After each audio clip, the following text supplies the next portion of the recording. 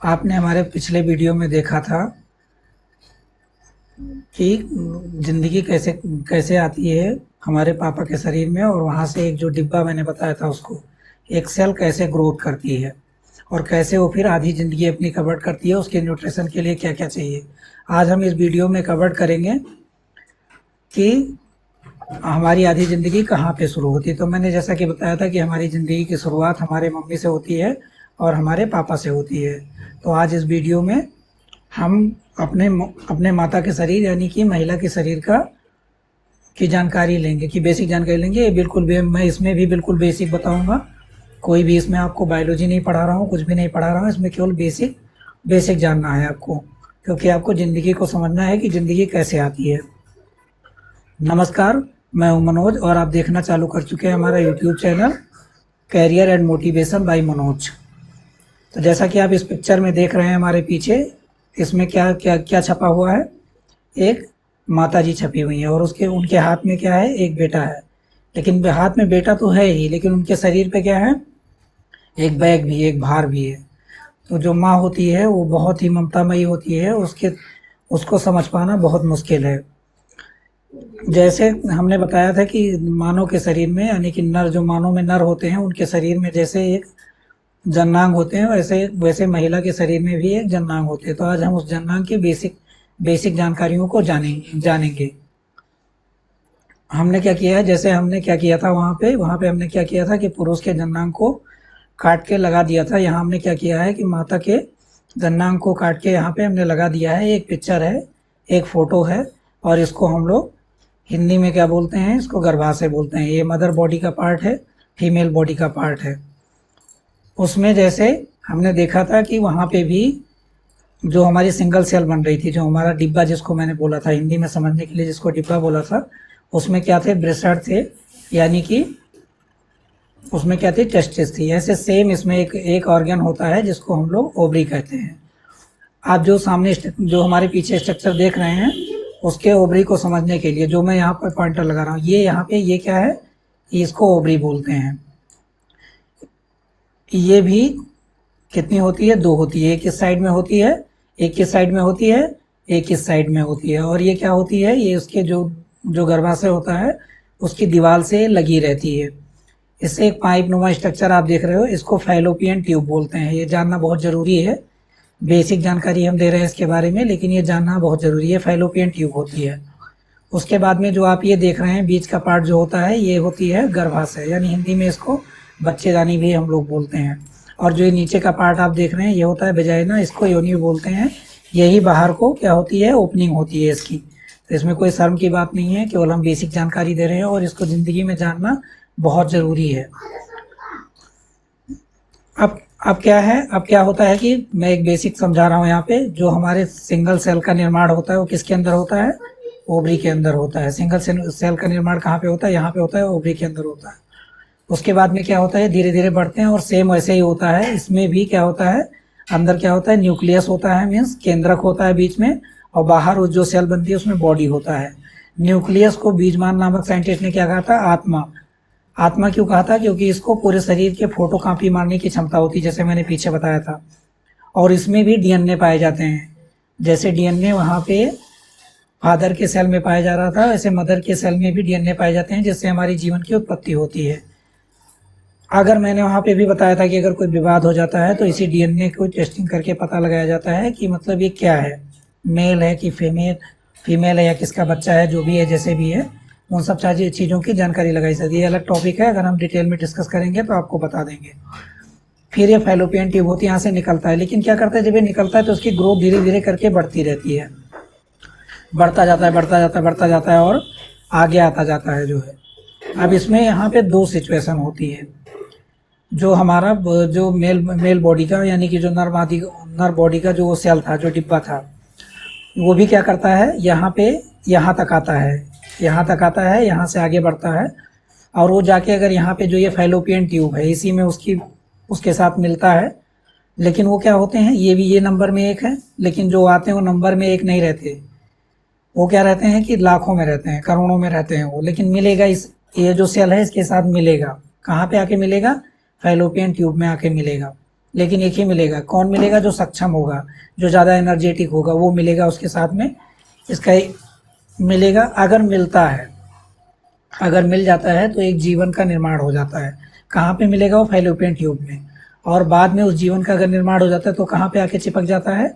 इस गर्भाशय में आके चिपक जाता है और वो ज़िंदगी आगे बढ़ने लगती है। वो ज़िंदगी आगे बढ़ने लगती है। लेकिन अगर जो वो डिब्बा आया था अगर वो इससे नहीं मिलता है तो क्या होता है? फिर भी आगे बढ़ता है, फिर भी आगे बढ़ता है और आके यहाँ पे चिपक जाता है।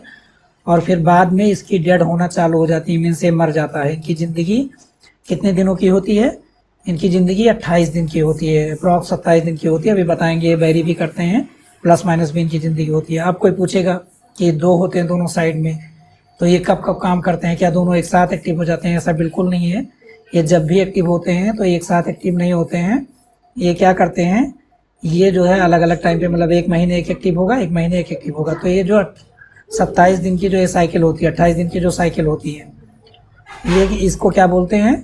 माहवारी बोलते हैं हिंदी में। और इसको अंग्रेजी में क्या बोलते हैं? मेंस्ट्रुअल साइकिल बोलते हैं। शॉर्टकट में इसको क्या बोलते हैं? एमसी बोलते हैं। ये क्या होता है?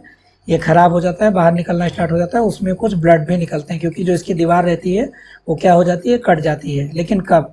जब ये क्या हो गए, इनमें ये फर्टिलाइज नहीं हुए। और जो हमारे मुर्गी के अंडे होते हैं उनका भी यही साइंटिस्ट यही बोलता है कि जीवन की शुरुआत कब होती है। उसको अगर वो फर्टिलाइज है तो उसको क्या बोलेंगे? ये नॉन वेजिटेरियन में चला जाता है। लेकिन अगर फर्टाइल नहीं हुआ है साइंस के हिसाब से तो उसको अंडे को बोलते हैं कि ये शाकाहारी है। ये अंडा क्या है? शाकाहारी है। तो इसमें जीवन की शुरुआत नहीं होती है यहाँ पे। तो ये एक साइकिल होती है, एक मंथ की होती है। यानी आप ऐसा समझ सकते हो कि एक मंथ में केवल एक ही अंडा निकलता है।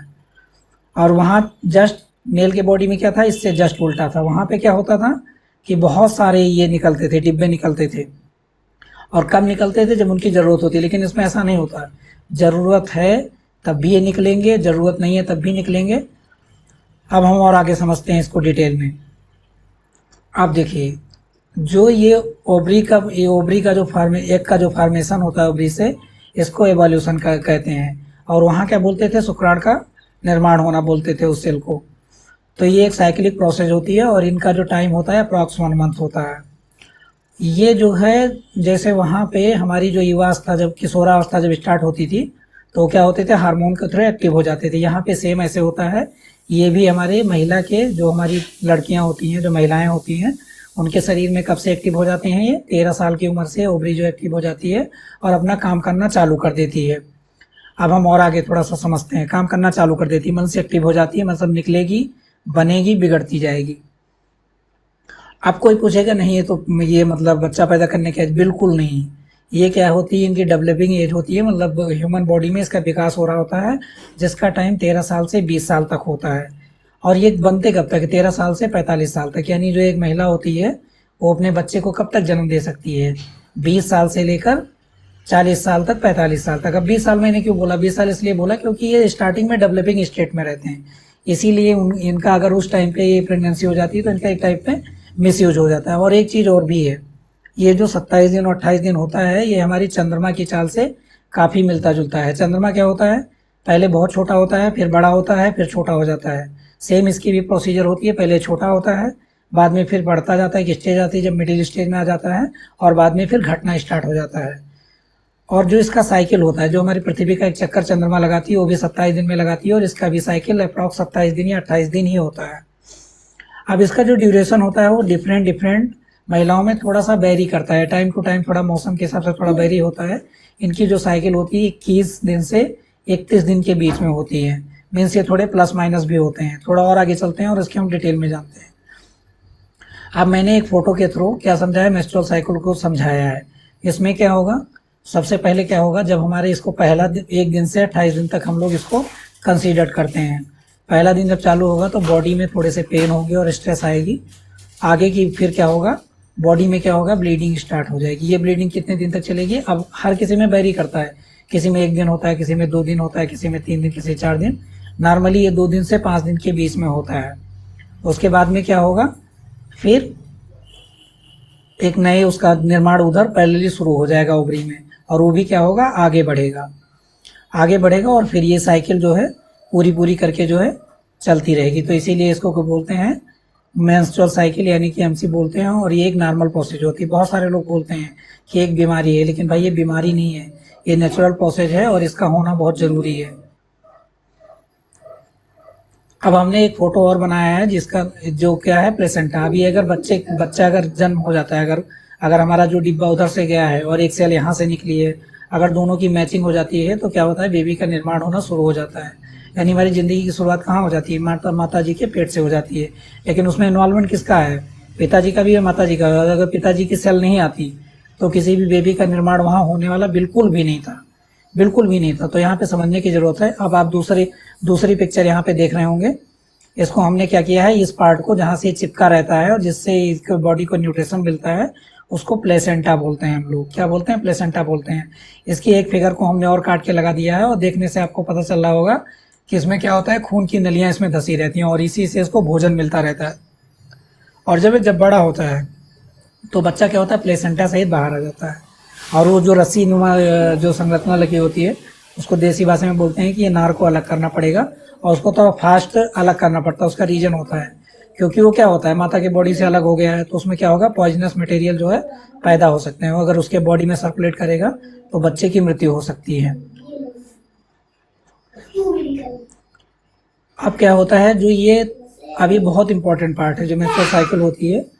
अभी कभी क्या होता है, मैंने एक मेडिसिन का स्ट्रिप यहाँ पे एक पूरा डिब्बा छापा हुआ है। तो इसका काम क्या होता है, ये इस मेंस्ट्रुअल साइकिल को थोड़ा आगे पीछे करने का काम करती है। इसको लेने की कब ज़रूरत होती है, जब हमारे बॉडी में अब बहुत सारी दवाएं आती हैं और दवाएं नॉर्मली खाई भी नहीं जाती, क्योंकि बॉडी को फंक्शन को क्या कर देंगे, हम नॉर्मल कर देंगे। हम कभी भी इस केसेस में जब हमारे बॉडी में पेन होता है तो हम डॉक्टर के पास जाते हैं तो मना करता है दवा करने के लिए। क्यों, क्योंकि ये नेचुरल प्रोसेस है और ये क्या करेगा, चेंज कर देगा, ये बॉडी के फंक्शन को चेंज कर देगा। तो इसीलिए बिल्कुल मेरा हम्बली रिक्वेस्ट है सारे लोगों से कि कभी भी अनवांटेड दवाएं नहीं खानी चाहिए। अगर नीड नहीं है और जब भी खाना है तो डॉक्टर की सलाह से खाना है, क्योंकि उसको पूरी जानकारी होती है इसके बारे में। तो ये एक ऐसी टेबलेट होती है जिसको हमारे एथलीट्स वगैरह यूज करते हैं, जो लड़ाई कर जो हमारे जंग में जाते हैं, कुश्ती के लिए जाते हैं। तो क्या होता है कि उसका एक पर्टिकुलर टाइम होता है कि इसी डेट में जाना है यहाँ पे। तो अब क्या होता है, एक समस्या होती है, अगर ये चीज़ अगर आ जाएगा मेंस्ट्रुअल साइकिल तो वो जाके वहाँ से सही से अपने आप को परफॉर्म नहीं कर पाएंगे। तो इस टेबलेट को उस टाइम पे खाना, नॉर्मल वे में इसको मत खाइए प्लीज़, नहीं तो ये बॉडी को नुकसान करेगी। ये मैं इसलिए आज बता रहा हूँ क्योंकि एक दिन मैं एक मेडिकल स्टोर पे खड़ा हुआ था, वहाँ पे एक लेडी ले रही थी। तो मैं मेडिकल स्टोर वाले से पूछा तो बोला कि ये लोग इसको शौक में यूज करते हैं कि हम इसको आगे पीछे करके अपना जो है दैनिक जीवन चलाते रहेंगे। तो ऐसा बिल्कुल नहीं करना है। तो आई थैंक्स फॉर वाचिंग। आप समझे होंगे कि एक माँ के पेट में एक बच्चे का निर्माण कैसे होता है और हमारी ज़िंदगी की शुरुआत कैसे होती है। मेरा पर्पज़ यही था इसको बनाने के लिए कि ज़िंदगी शुरू कैसे होती है। कम से कम बेसिक तो जानिए, आप बेसिक को तो समझिए। अगर आप बेसिक ही नहीं जानेंगे तो फिर क्या कर पाएंगे। तो मेरा कंसर्न यही है। अब हम आगे जो वीडियो बनाएंगे उसमें न्यूट्रिशन पे बात करेंगे। इसके बच्चे के डेवलपमेंट के स्टेज को हम नहीं समझाएंगे क्योंकि थोड़ा क्रिटिकल प्रोसेस है और आम लोगों को समझ में भी नहीं आएगी। तो ये चीज़ न्यूट्रिशन में समझेंगे कि हम न्यूट्रिशन कैसे कैसे ले सकते हैं और इस टाइम पे माता को क्या क्या चीज़ें ध्यान रखनी चाहिए और उनको किस किस चीज़ की केयर की ज़रूरत होती है। और बाद में हम आगे करियर में कौन कौन से न्यूट्रिशन की ज़रूरत होती है। तो अभी हम फूड और न्यूट्रिशन पे अगले वीडियो बनाएंगे जो कि सभी लोगों को समझना बहुत ज़रूरी है। तो थैंक्स फॉर वाचिंग। इसको शेयर करिए ज़्यादा से ज़्यादा कि ज़्यादा से ज़्यादा लोगों को एक अपनी ज़िंदगी की बेसिक जानकारी मिले।